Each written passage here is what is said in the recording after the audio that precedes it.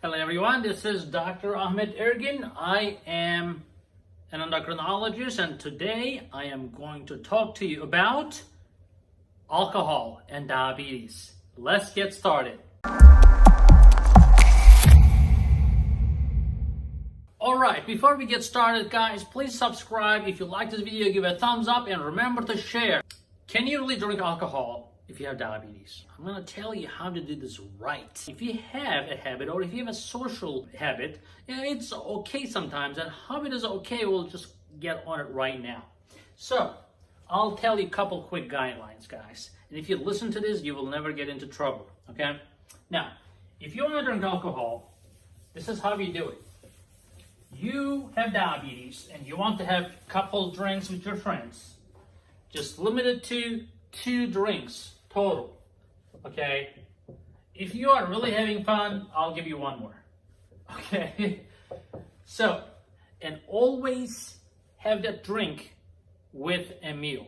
And try to avoid this high carb or carby cocktails.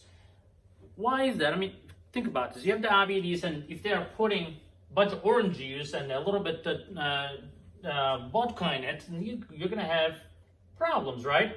So vodka is not gonna really do anything too much if you're just having 2 drinks, but the orange juice can spike your blood sugar immediately.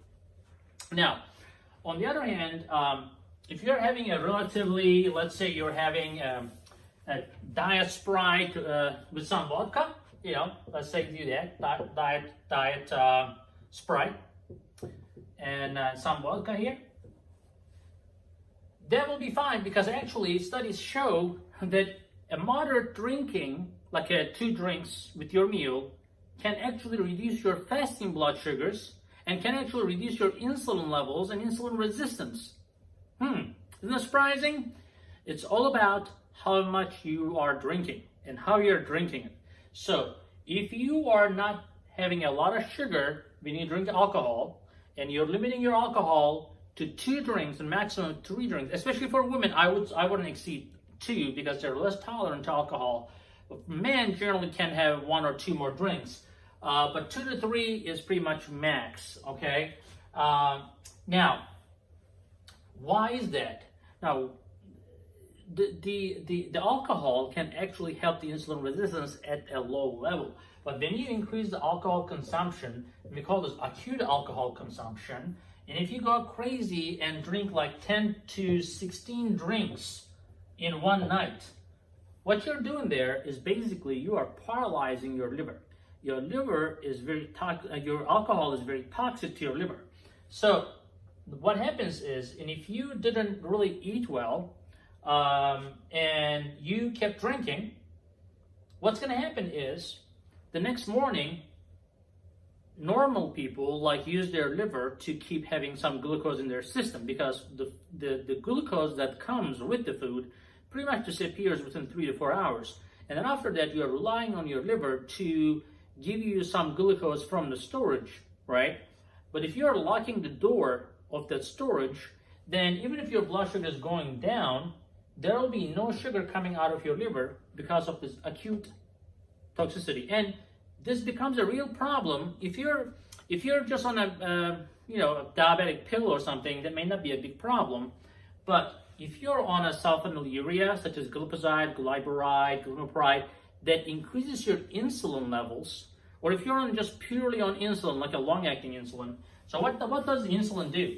Remember, when you take insulin or any medication that chronically increases your insulin level, like sulfonylurea drugs, they increase your insulin level, and that insulin level will basically reduce the sugar coming out of your liver, okay? So your liver will not release that sugar when you have too much insulin in your body. And then you drink excessive alcohol and you shut down your liver even more, then there will be really nothing coming out of your liver. And after 3-4 hours, there is no sugar from the food either. Then what are you left with? Then you may have a severe low blood sugar, and it may be difficult to recover. Now, we're talking about type 2 diabetics here, but type 1 diabetes, actually, patients with type 1 diabetes are at greater risk. Why? Because they don't even have a hormone called glucagon, especially if they have been diabetic for a while, which is the hormone that tells your liver to make sugar, to make glucose. So think about this. And then if you're type 1 diabetic, you're on insulin, you know that, you have to be, and you're on insulin, and insulin reduces the sugar that comes from your liver, and alcohol stops your liver from making sugar, plus you don't even have a messenger. You don't even have a hormone to tell your liver to make sugar. Then you're basically negative. You can go in a hypoglycemic coma, low blood sugar coma, if you drink a lot. Now again, that drinking 1 to 2 alcoholic drink is not necessarily going to put you in coma. Okay, that's okay, as I said, even for type 1 diabetics, if you are drinking 1 or 2 drinks. And type 1 diabetics are a little bit different. So every type 1 diabetic is a little bit different. Some type 1 diabetics are more insulin resistant than the others. So the more insulin resistant you are, the luckier you are when it comes to low blood sugar potential. But if you're a brutal diabetic, if you tend to go low very easily, then I would be very careful. Even if I had only 2 drinks, I would be constantly watching my blood sugars to make sure. Now the problem is with the alcohol, if you're going to a bar, if you're going to a place and you start drinking, yeah, you start with 1, you'll go there to say, oh, I'll just have 1. And the next thing you know, you'll go for 2, then a 3, then a 4, then you open your eyes in ER. So that's not, if you don't think that you have a really good willpower, and if you have type 1 diabetes, I would not step into a bar. If you're in a restaurant, you ask for a glass of wine, fine, you'll be okay. A glass of wine is not really gonna drop your blood sugar. Another thing that you have to, before we close, another thing you have to be monitoring is alcoholic ketoacidosis. So alcohol, when it shuts down your liver, your body starts turning the wheel for the fatty acids, and ketosis can develop. That can happen for both type 1 and type 2. Typically happens with the excessive alcohol consumption. So, and it can definitely put you in the hospital.